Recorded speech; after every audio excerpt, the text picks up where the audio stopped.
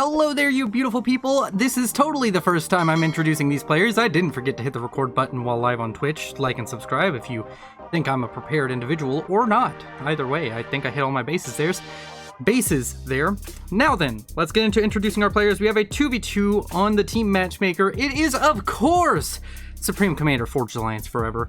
And today, we are going to be playing on Salembay, or watching on Salembay. Either way, players! Let's introduce them. Up in the top left-hand corner, we have ourselves a blue Seraphim for Team 1, going by the name of Erectatron. He is a robot that erects things. Nothing sexual about it. Meanwhile, his teammate, the gray Cybran, oh so beautifully going by the name of Milkshake. He is tasty, and he brings all the boys to the yard. And, moving on to Team 2, we have a yellow Cybran with a much less funny name by the name of Noxus UA going first land. And last but certainly not least, we have a red Cybran going by the name of Dan Combs going first land. Zooming out, looking at the map, we have about 22,000 reclaim. That's a lot of reclaim for any map, but it's a 10-kilometer map with 22,000 reclaim. A ton right here where apparently a nuke exploded directly on top of a Salem, or maybe the Salem exploded. And a lot of mass right there in that Salem wreck and all of these structures. Then you have mass kind of spread out everywhere else.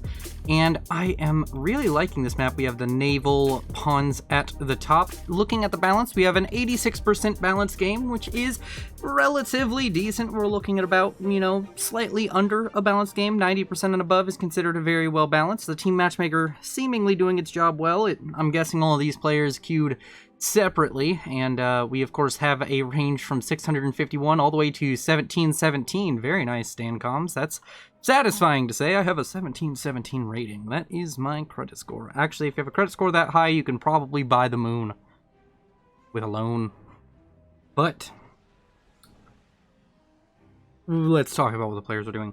We have a Mole and Duo Hunter combo out over here for Noxus, heading over towards the territory of Milkshake, but there are some hunters of his own over here. They kill off the Mole, and now we might have a little bit of a hunter-on-hunter action. How is it gonna go? Chase him down, little hunter! Hunter-on-hunter action! It's so hot and heavy. That hunter having trouble. He's moonwalking. Okay. That rock, very intraversable. Unable to get around that rock. In case you didn't know, rocks, they get in the way. Try and avoid rocks. Here we have a bomber out from Dan's Com. Let's go ahead and track this puppy, see what it can achieve. It's, of course, a Zeus, that nice little lightning spewing explosion bot thing.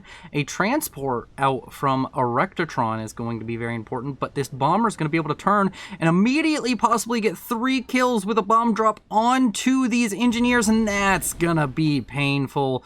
That's going to set Erectatron back quite a little bit. Erectatron sending his comm this way, so it's not going to be that horrible, but that would have been a very nice expand for him. Now, we have an interceptor out from Erectatron going to be chasing down this bomber, so I don't think the bomber is going to get very much more value out of this. And yep, that is a dead Zeus, but 3 engineer kills with 1 pass. That is a very effective bomber indeed.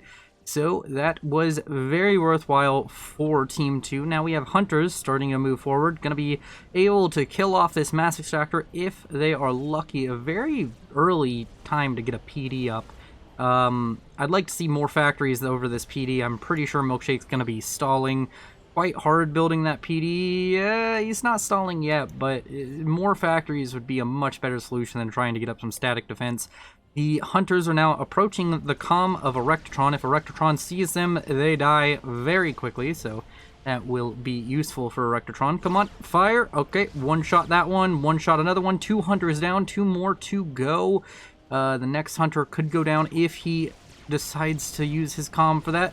Oh, hunter gonna go down. Another mantis here, so the mantis is gonna take a little bit more effort, but all of this is gonna be cleaned up by the comm. Just some harassment, some annoyance going on here.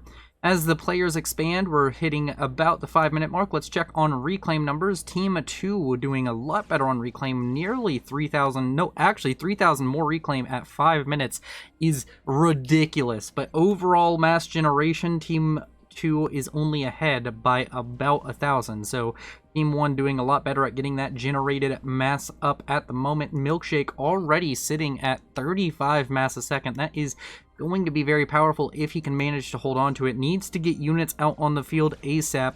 I am still really tripped out by the fact that they changed the icon for Mantis from the trapezoid thing to the diamond. It's going to be very, very difficult learning curve for me to look at that and call it a Mantis, look at it from up here. But we do have a Mantis over here next to a Rectatron. I'd like to see him stop trying to build that and just shoot the Mantis. That would, it takes like another 1 second. It's a one-shot Mantis at the moment, I'm pretty sure.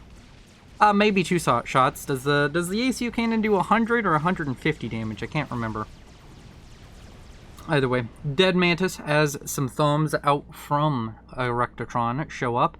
His transport, still transporting stuff around, has a singular engineer on that transport. Very expensive. He booked a private transport using his stored up leave time that he hasn't taken for a grand total of like 6 minutes.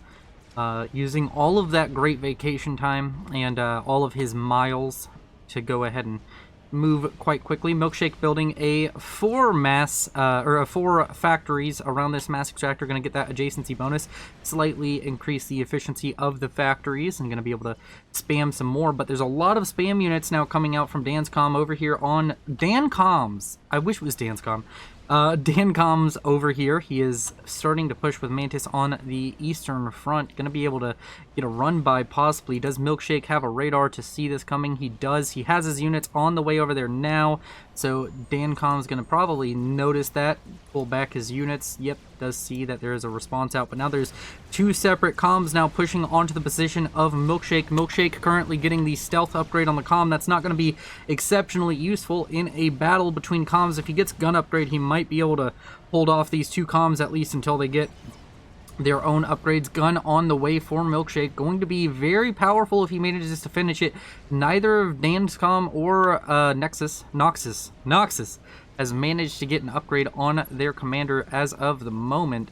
There has been a drop or a run by of some kind over here towards the main base of a Rectatron, but it's going to be cleaned up. Noxus not going to be getting too much value out of that, and the Team 1 players deciding to play it a little bit less aggressively. They don't have quite as much spam, but they do have enough units to defend. They are using bombers and air to their advantage. Has air controlled by what seems to be a pretty large margin. Both players producing a lot of interceptors, and we have multiple bombers now coming out from a Rectatron. Gun speed and range has finished for Milkshake. He can definitely go on the aggressive as soon as he wants to with that comm. He's starting to get up a lot of production. I think he can even afford the production. Yeah, he can, so he will be doing quite well on that front.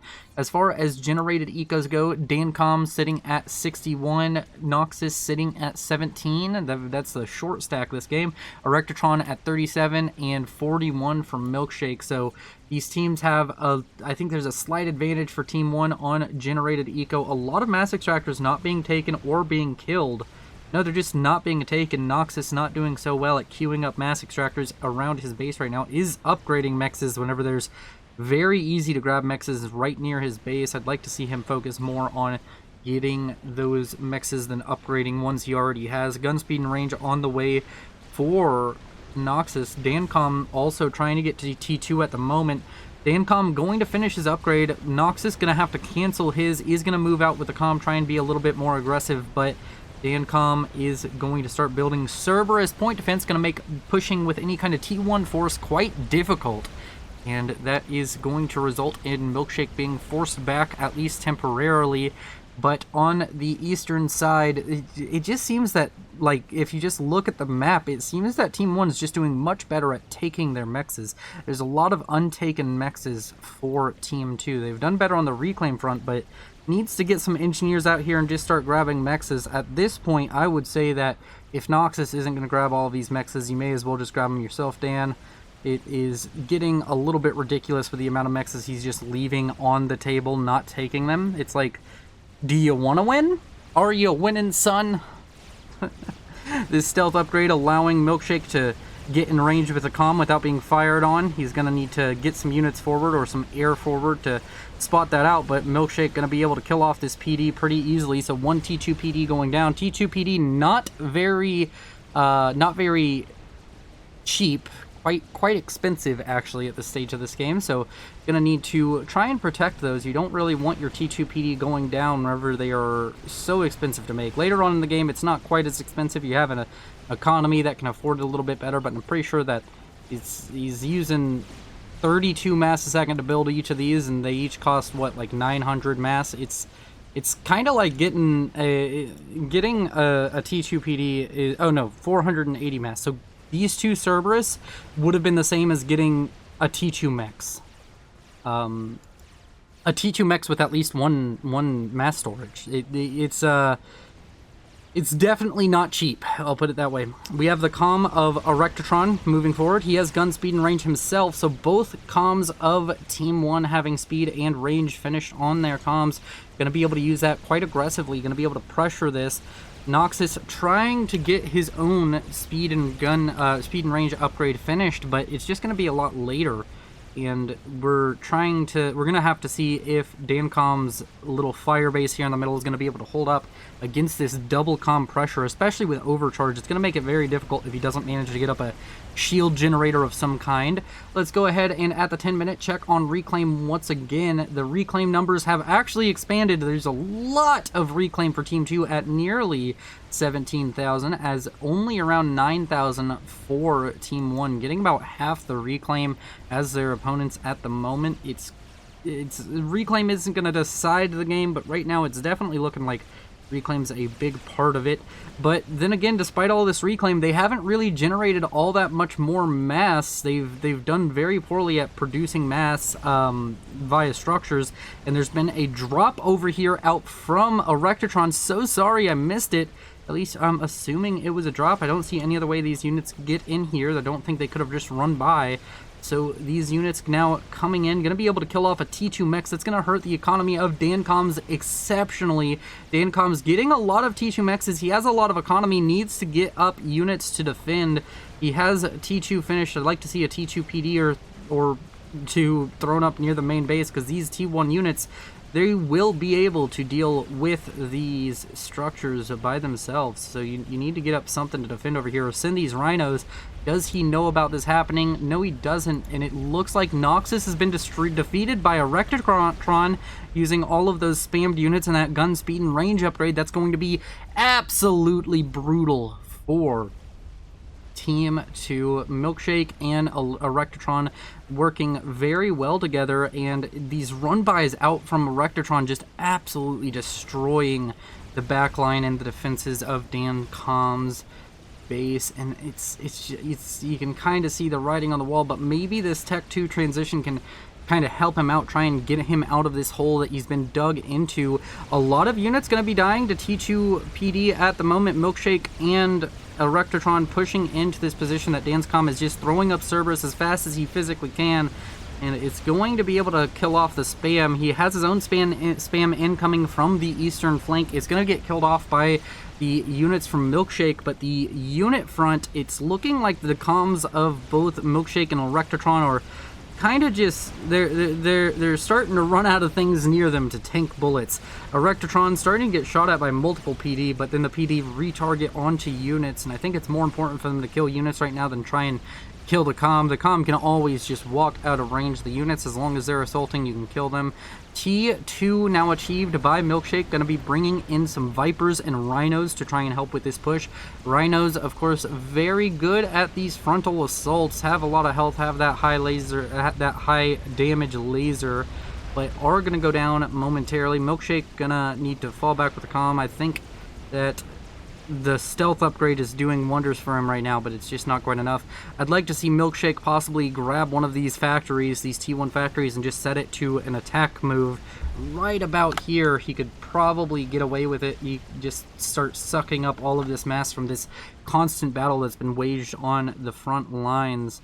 The run by or drop over here was cleaned up by Dancom. So Dancom's currently looking like he's going to be able to hold off the aggression at the moment, but what does this mean for the future? We have T2 air finished and T3 air on the way for Erectron. We have T2 land finished for Erectron, some Elshevas being produced. T2 land for Milkshake. We have T1 air Or no, we don't have oh wait, we do have T1 air out for Dancom's, and we have T2 land. He's getting a lot of T2 land production up. He's going to be able to produce quite a few land units, but is it going to be able to fight this all off? A Rectatron under dangerous threat right now, as there's a lot of units right next to his comm. Is this going to be enough? Going to need to get all of these units on top of the comm as fast as possible. You need the Rhinos definitely to get in here and start doing some work. Reinforcements showing up from Milkshake to try and save his ally, Erectatron, and this is just going to be brutal. Boot, just so you know, if you look at the top right and you see the numbers, or 1717, they're not rounded off to the nearest 100, you know that immediately makes it Team Matchmaker or Ladder. Fun fact, that's the easiest way to tell, and I'm pretty sure I'm streaming in a HD quality, so if you're watching the stream on anything bigger than a smartphone, I think you can tell that. But it's okay. Not everybody knows that. It is indeed Team Matchmaker. We're playing on the map Salembay. Nano Repair, now on the way for Rectatron. If he gets that quickly, he'll be able to recuperate the loss of hit points on his comm quite quickly, and get an influx of just more health on that comm, very much so. I don't know how much it gives, but it gives quite a bit. And yeah, over here on the eastern side, a strong hold for Dancom's over this far eastern flank. This area right here, it's a little bit lacking. I'd like to see him push a little bit harder for this area, try and keep hold of it. But of course, there's a lot to do. He is a 1700 rated. He's a very good player, but he needs to there's still things that you have to do. You can't be fighting on this uneven economic situation. You can't be fighting down 50 to 60 mass. We have Dancom sitting at 122 mass a second and 63. Oh, that's a horrible stall. A Rectatron trying to get T3 air online. He's trying to build a strat bomber without having T3 power. This is just the wrong move. This is just outright, unequivocally a bad move. Getting the T3 power takes, like, I don't even know. You get the T3 power, it takes what, maybe like a minute or two if you pause some things and put a lot of build power on it, and then you can build this strat bomber much quicker. And you can see he switches over to a T3 engineer because he realizes he's just wasting time in that power stall. So that was, in my opinion, a horrible move. But he is around 73 mass a second, so, I mean, maybe Dancom is a little bit, it's not nearly as bad as I thought. They're nearly on even footing economically, but once these mexes start getting upgraded by these players, as long as these players continue to eco and don't think, oh, we've won the game, we don't need to eco anymore, this will, of course, even out. Does Dancom's know of the... He doesn't know. Oh, he doesn't know. He has no idea what the threat incoming is. If you build 2 or 3 strat bombers, this game is over. I don't think Dancom, he could try to even, I don't know, rush T3 on his comm, get some SAMs up, but then you can just start bombing all of this extraneous eco. So that is gonna be absolutely painful. Okay, so let's step back, take stock of the situation, and see what Dancom's can do. He doesn't know of the T3 air, so I'm not gonna say, oh, he can rush for T3 air. That would be the stupid move. Something he can do right now is he may just... I think he probably has an understanding that a snipe is gonna be coming.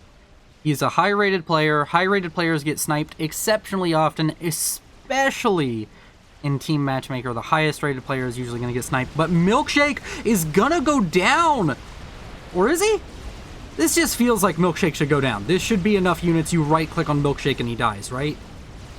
Yeah, you just right-click on Milkshake. Milkshake getting way too aggressive with the stealth gun comm and goes down to the spam out from Dancom's. But the problem is, now there's another comm here. It has nano repair, a much stronger comm than that Cybran comm. And it's at full health. And you just lost a ton of T2 and T1 units killing off the comm of Milkshake. And now we have a Rectatron who's... He's going to be sitting on a strong eco, and that eco is just going to be thrown into strat bombers now. We can see the... Why? What? I really want to feel good for a Rectatron because he has a funny name.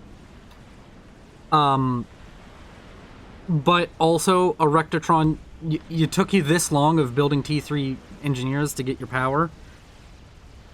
Everybody who plays in these casts are beautiful, but you're a special kind of beautiful. I'm kidding. If you watch this Erectron, I'm just joking. It's just because you're winning. You're suffering from success. Wait, who made that album? Who made the album Suffering from Success? Isn't that like Drake or something? Twitch chat, go Google it. Let me know. The forward production for Dancoms is going down. The writing is on the wall. Once that first T3 P-Gen finishes, you can literally just rush 2 strats, 3 strats, find the comm, and run him over. That's all you have to do to win this game. But you may not even need that. With the rate that Erectron is pushing forward, he may be able to get out of this with a land victory. The T3 Air may not even really come into play by the time this game is actually over. I wouldn't be surprised to see Dancoms trying to control K right now. DJ Khaled, you think? Well, look it up. Don't say I think. Say, hey, I Googled it, it's this. And even if you're lying, at least then, like, I can be like, well, they said they Googled it. Dancoms, yeah, I could see a control K, and it would be a justified control K right here. But he's still fighting, and that's admirable. And it's not technically over. Like, I don't know, you could just not build strat bombers, but our first strat bomber coming onto the field, probably right-clicked onto the comm if I had to have a guess, but maybe not. Oh my, whoa, I didn't even notice this. Wow, Dancom pushing hard on the right-hand side. He's had a heavy hold on this eastern flank the entire game, deciding after Milkshake dies, it's his moment to attack the weakness of Erectron, and he's gotten a lot of units over into this eastern side, going to be hurting the economy of Erectron, but Erectron's comm is actually in a dangerous position right here, but I don't think it's going to die. The Strat Bomber, where is it? It was over here helping deal with those units, but more units are going to come in. Rhinos, if he can get the Rhinos in and kill off this T3, that is the play. If he can kill off this T3 power and T3 HQ, he can win this. Erectron, though, under heavy threat, bunch of Rhinos right on top of him. He has that. He does have nano repair. He has gun. He can overcharge, but is this going to be enough? What is coming on?